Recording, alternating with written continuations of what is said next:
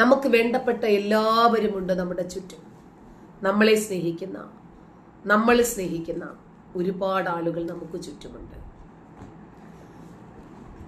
അതുകൊണ്ട് ഇത് സ്വർഗമാക്കാമെന്നാണ് നമ്മൾ വിചാരിക്കുന്നത്. നമ്മൾ ഇഷ്ടപ്പെടുന്ന, നമ്മളെ ഇഷ്ടപ്പെടുന്ന, ഈ ലോകത്തെക്കുറിച്ച് അറിയുന്ന ഈ നമുക്ക് ചുറ്റുമുള്ള ഒരു കുഞ്ഞു സ്വർഗം നമുക്ക് പണിയാം. അതല്ലാതെ ഉള്ള സ്വർഗം നരകമാക്കിയിട്ട് ഇല്ലാത്ത സ്വർഗത്തിന്റെ പിന്നാലെ പോകേണ്ട കാര്യമുണ്ട്. പയറും കഞ്ഞിയുമാണെങ്കിലും സന്തോഷത്തോടു കൂടി കുടിച്ച് നീണ്ടു നിവർന്നൊരു പായയിട്ട് എല്ലാവർക്കും മത്തിയടിക്കിയത് പോലെ നിരന്ന് കഥകൾ പറഞ്ഞു കിടക്കാം. വലിയ അമ്പരചുംബികളായ കൊട്ടാര സൗധങ്ങളും മന്തി ബിരിയാണി ഇല്ലെങ്കിലും ഒരു പക്ഷേ ആ കൊട്ടാരത്തിൽ കിട്ടാത്ത സന്തോഷം ഇവിടെ കിട്ടുമെന്ന് നമ്മൾ വിചാരിക്കുന്നു. എന്നാൽ ഈ 6-ാം നൂറ്റാണ്ടിന്റെ കിതാബുകൾ തലച്ചോറിലേറിയവരെ സംബന്ധിച്ചിടത്തോളം അവർക്ക് അതാണ് സ്വർഗം. ഉണ്ടോ ഇല്ലേ എന്ന് ഉറപ്പില്ലാത്ത സ്വർഗത്തിന്റെ പിന്നാലെയാണ് അവർ പോയിക്കൊണ്ടിരിക്കുന്നത്. അവരെ നന്നാക്കാനും തിരുത്തിയെടുക്കാനും ഒന്നും പറ്റില്ല. അതുകൊണ്ടാണ് ഇത്ര ചെറിയ പ്രായത്തിലെ തന്നെ ചിതറിത്തെറിക്കാൻ തയ്യാറായി പോകുന്നത്. അപ്പോൾ നമ്മൾ സ്വാഭാവികമായിട്ടും ചിന്തിക്കുന്ന ഒരു കാര്യമുണ്ട്, അയ്യോ ഇവന്റെ അപ്പനും അമ്മയും അവരും കൂടി അറിഞ്ഞിട്ട് തന്നെ വിടുന്നതാ, മരിച്ചു എന്ന് പറഞ്ഞതാ. ഈ സാജിദ് മിർ എന്ന് പറയുന്നവൻ അള്ളാഹുവിന്റെ മാർഗത്തിൽ അള്ളാഹുവിന്റെ വിളിക്ക് ഞാൻ ഇതാ വാപ്പ ഉത്തരം നൽകിയിരിക്കുന്നത്. നിങ്ങൾക്ക് ഓർമ്മയില്ലേ, ഹമാസിന്റെ യുദ്ധം നടക്കുന്ന സമയത്ത് ഒരു 18-19 വയസ്സുള്ള ഒരുത്തൻ പിതാവിനെ വിളിക്കുക. വെളുപ്പിന് ഒരു 3 മണിക്കാണ്. അപ്പാ ഞാനാണ് അബ്ബാ വിളിക്കുന്നത്. എന്തു മോനെ? അബ്ബാ ഞാനൊരു 10-17 ജൂതന്മാരെ കൊന്നബ്ബാ, എന്റെ ഈ കൈകൾ കൊണ്ട് കൊന്നബ്ബാ. ആണോ മോനെ? അതേ വാപ്പാ, ഞാൻ അള്ളാഹുവിന്റെ വിളിക്ക് ഉത്തരം നൽകി വാപ്പാ. അള്ളാഹു എന്നെ സൃഷ്ടിച്ചിരിക്കുന്നതിന്റെ പേരിൽ, അള്ളാഹു എന്തിനാണ് എന്നെ സൃഷ്ടിച്ചിരിക്കുന്നത്? കാഫറുകളെ ഇല്ലാതാക്കാനല്ലേ വാപ്പാ. ആ ദൗത്യം ഞാൻ പൂർത്തീകരിച്ചു വാപ്പാ. അപ്പൊ വാപ്പ പറയാണ്, മോനെ ഇന്നത്തെ ജീവിതം ഞാൻ ലോകത്തിലെ ഏറ്റവും കൂടുതൽ സന്തുഷ്ടനാണ് മോനെ, ഏറ്റവും സൗഭാഗ്യവാനായ പിതാവാണ് മോനെ ഞാൻ. കാരണം ജൂതന്മാരെ ഇല്ലാതാക്കിയില്ലേ, 17 പേരെയൊക്കെ ഇവന്റെ മോൻ ഇല്ലാതാക്കിയെന്ന് പറഞ്ഞാൽ അടുത്ത നിമിഷം ഇവന്റെ തലയങ്ങോട്ട് തെറിച്ചു. ഇവൻ തന്തയെ വിളിച്ച് ഫോൺ ചെയ്തുകൊണ്ടിരുന്നതിനിടയിൽ ഇസ്രായേൽ തല ഊപവയ്ക്കുന്ന ലാഘവത്തോടെ പറിച്ചെടുത്ത് അങ്ങോട്ട് കൊണ്ടുപോയി. എത്ര വയസ്സ്? 18-19 വയസ്സെന്നാണ് ഞാൻ ആ വാർത്തയ്ക്കകത്ത് കണ്ടത്. ഞാൻ അവൻ വിളിച്ചു പറയുന്ന ആ ഒരു ഓഡിയോ വീഡിയോ ഒക്കെ ഞാൻ ലൈവില് ആ സമയത്തൊക്കെ കേൾപ്പിച്ചിരുന്നു, ഇസ്രായേൽ പലസ്തീൻ യുദ്ധം നടക്കുന്ന സമയത്ത്. അപ്പോൾ ഇവരെ സംബന്ധിച്ചിടത്തോളം ഈ ഭീകരർ എന്ന് പറഞ്ഞാൽ, തീവ്രവാദികൾ എന്ന് പറഞ്ഞാൽ എന്തോ രാജ്യത്തിന് വേണ്ടി വലിയ പുരസ്കാരങ്ങൾ നേടുന്ന ആളുകളാണ്. ഇപ്പൊ ദാണ്ട് ഇന്ത്യ ഓപ്പറേഷൻ സിന്ദൂറിലൂടെ കൊന്ന ആള്, ആ ചത്തവന്മാർക്ക് ഔപചാരികമായി ഒരു അനുശോചനം രേഖപ്പെടുത്താൻ വേണ്ടി പോയി നിൽക്കുന്നത് പാകിസ്ഥാന്റെ ഉന്നത കമാൻഡോ ഉദ്യോഗസ്ഥരാണ്. യൂണിഫോമിലും അതല്ലാതെയുമുണ്ട്. അപ്പോൾ ഇവരെത്രമാത്രം ഈ ഭീകരവാദത്തെയും തീവ്രവാദത്തെയും അംഗീകരിക്കുകയും അനുകൂലിക്കുകയും ചെയ്യുന്നു എന്ന് മനസ്സിലായോ?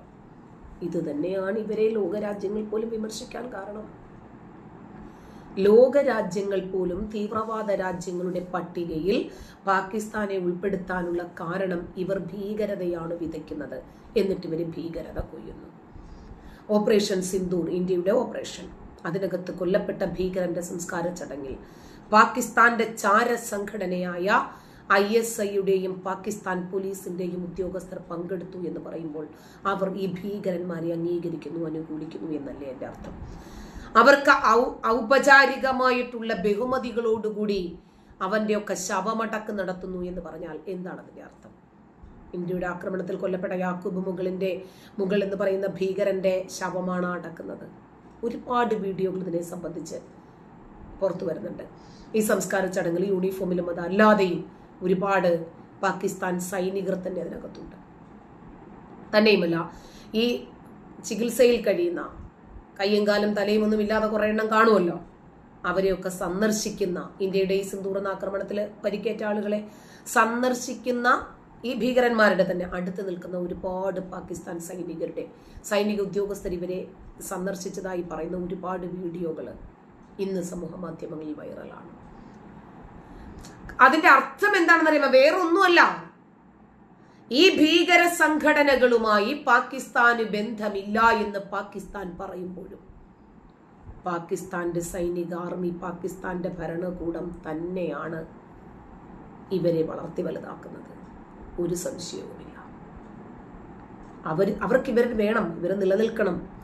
ഇപ്പൊ ഇന്ത്യയുടെ ഓപ്പറേഷൻ സിന്ദൂറിന് മറുപടി നൽകാൻ പാകിസ്ഥാൻ സൈന്യത്തിന് പാകിസ്ഥാൻ സർക്കാർ നിർദ്ദേശം നൽകി എന്ന് അവർ തന്നെ വാർത്താക്കുറിപ്പ് ഇറക്കിയിട്ടുണ്ട്. പാകിസ്ഥാൻ സൈന്യം പ്രതികരണം തീരുമാനിക്കുമെന്ന് പാകിസ്ഥാൻ മാധ്യമങ്ങൾ തന്നെ പറയുന്നുണ്ട്. അതിന് അവർക്ക് അവരുടേതായിട്ടുള്ള റൈറ്റ്സ് ഉണ്ട്, അവിടെ ഇരിക്കട്ടെ. പാകിസ്ഥാൻ റെഡ് അലേർട്ട് പ്രഖ്യാപിക്കുന്നു. അതിന് പിന്നാലെ അടിയന്തര സാഹചര്യത്തെ നേരിടാൻ തയ്യാറായിരിക്കണം എന്ന് ആദ്യം ആശുപത്രികൾക്ക് പാക് സർക്കാരിന്റെ നിർദ്ദേശമാണ്. സാധാരണക്കാർക്ക്, സൈനികർക്ക്, പോലീസുകാർക്ക്, അതിർത്തി പ്രദേശങ്ങളിലുള്ള ആളുകൾക്ക്, ആഭ്യന്തര അന്താരാഷ്ട്ര വിമാന സർവീസുകൾ 36 മണിക്കൂറത്തേക്ക് നിർത്തിവെക്കുന്നതിന് വേണ്ടി പാകിസ്ഥാൻ സർക്കാരിന്റെ ഉത്തരവ്. വ്യോമപാത പൂർണ്ണമായും അടച്ചു. പാക് പഞ്ചാബിലെയും ഇസ്ലാമാബാദിലെയും സ്കൂളുകൾ അടച്ചു. അതിന്റെ അർത്ഥം അവർ ഒരു യുദ്ധം പ്രതീക്ഷിക്കുന്നു. ഇന്ത്യ ഇസ്രയേലിനെ പോലെ ഒരടി അടിച്ച് അവസാനിപ്പിക്കില്ല. ഇസ്രയേൽ 9 അടി തിരിച്ചടിക്കും. അതുപോലെ തന്നെ ഇന്ത്യയും 9 അടി തിരിച്ചടിക്കുമെന്നാണ് മനസ്സിലാവുന്നത്. ഇന്ത്യയുടെ കനത്ത തിരിച്ചടിക്ക് പിന്നാലെ ഇന്ത്യൻ നയതന്ത്ര പ്രതിനിധിയെ വിളിച്ചു വരുത്തി പാകിസ്ഥാൻ പ്രതിഷേധം അറിയിച്ചിരുന്നു. പഹൽഗാമിൽ നടന്നതോ ഇങ്ങോട്ട് കയറി ചൊറിഞ്ഞിട്ട് അങ്ങോട്ട് തിരിച്ചു വാങ്ങിയതല്ലേ അല്ലേ? ഇന്ത്യയുടെ ഈ നടപടി അംഗീകരിക്കാൻ ഞങ്ങൾക്ക് കഴിയില്ല എന്നും മേഖലയിലെ സംഘർഷം കൂടുമെന്നും പാകിസ്ഥാൻ പറയുന്നു ഇന്ത്യൻ പ്രതിനിധിയോട്. നിങ്ങൾ അതിനത് പൂമാലയിട്ട് സ്വീകരിക്കുമെന്നൊന്നും ഇന്ത്യയും പ്രതീക്ഷിച്ചിട്ടില്ല. ഇങ്ങോട്ടടിച്ചപ്പോൾ അങ്ങോട്ട് ഈ രാജ്യവും ജീവിക്കുന്ന രാജ്യമാണ്, സൈനിക ശക്തിയുള്ള രാജ്യമാണ്, ആയുധ പിൻബലമുള്ള രാജ്യമാണ്, തിരിച്ചടിക്കാൻ കെൽപ്പുള്ള രാജ്യമാണ്, നാഥനില്ലാത്ത കളരിയല്ല, പ്രധാനമന്ത്രിയും മറ്റനേകം വകുപ്പുകളുമുള്ള ഒരു രാജ്യമാണ്. അടിച്ചാൽ തിരിച്ചടിക്കണ്ടേ, വാങ്ങിപ്പോകാൻ അടിമ സമ്പ്രദായമൊന്നുമല്ലല്ലോ. അതാണ് ഇന്ത്യയും കാണിച്ചത്. സംഘർഷം കൂടുന്നെങ്കിൽ കൂടിക്കോട്ടെ, അപ്പൊ നിങ്ങൾ ചെയ്യാനും ഞങ്ങൾ സഹിക്കാനുമോ ഒരു പണി എന്താ വെച്ചാൽ നോക്കുന്നു ഇന്ത്യ. അങ്ങനെ കനത്ത തിരിച്ചടി ഇന്ത്യ നൽകിയതിനു ശേഷം പാകിസ്ഥാൻ പ്രതിരോധ മന്ത്രി നിലപാട് മാറ്റി. പ്രശ്ന പരിഹാരത്തിന് ഞങ്ങൾ തയ്യാറാണ്, ഞങ്ങൾ അടിച്ചു, നിങ്ങൾ തിരിച്ചടിച്ചു, മതി, സെയിം ടു സെയിം, ഈക്വലായി. അതിന്റെ അർത്ഥം എന്താ? ശരിക്കും പഠിച്ചു എന്നാ, ശരിക്ക് കിട്ടിയെന്ന അർത്ഥം. പാകിസ്ഥാന്റെ നിലപാട് യുദ്ധത്തിലേക്ക് പോകുന്നതിന് മുമ്പ് പരസ്പരം സംസാരിച്ച് കോംപ്രമൈസ് ആകുമെങ്കിൽ കോംപ്രമൈസ് ആകട്ടെ. നയതന്ത്ര കാര്യാലയങ്ങൾ വെട്ടിച്ചുരുക്കുന്നതിനുള്ള തീരുമാനം 2 രാജ്യങ്ങളും നേരത്തെ തന്നെ എടുത്തിട്ടുണ്ടായിരുന്നു. പഹൽഗാം ഭീകരാക്രമണത്തിന് പിന്നാലെ 55 നിന്ന് അംഗങ്ങളുടെ എണ്ണം 30 ഇന്ത്യയും പാകിസ്ഥാനും കുറച്ചു. നിലവിൽ നയതന്ത്ര പ്രതിനിധി ഗീതിക ശ്രീവാസ്തവ അവരെയാണ് പാകിസ്ഥാൻ വിദേശകാര്യ മന്ത്രാലയം വിളിച്ചു വരുത്തി നിലപാട് അറിയിച്ചിരിക്കുന്നത്. പഹൽഗാം ഭീകരാക്രമണത്തിന് ഓപ്പറേഷൻ സിന്ദൂറിലൂടെ പാകിസ്ഥാന് ചുട്ട മറുപടി നൽകി ഇന്ത്യ. ഇന്ന് പുലർച്ചെ 5 മണിക്ക് ഇന്നലെ രാത്രി കിടന്നുറങ്ങുമ്പോൾ ഇന്നലത്തെ പോലെ തന്നെ സാധാരണ നിലയിലായിരിക്കുമെന്ന് വിചാരിച്ചു. 15-ാം ദിവസം ഹിന്ദുക്കൾക്ക് ഒരു രീതി ഉണ്ടല്ലോ, 16 അടിയന്തിരം. അതെ, പഹൽഗാം ഭീകരാക്രമണത്തിൽ കൊല്ലപ്പെട്ട 29 പേരും ഹിന്ദുക്കളായിരുന്നില്ലേ? അവരുടെ 16 അടിയന്തിരം നടത്തുന്നതിന് മുമ്പ് ഇന്ത്യയുടെ 1ാമത്തെ തിരിച്ചടിയാണ് പാകിസ്ഥാന്. 1ാം ഫാത്തിഹ നിങ്ങൾ ഒരുമിച്ചങ്ങോട്ട് ഓതിക്കോ, കത്തമോതുക, ഓതിക്കോ.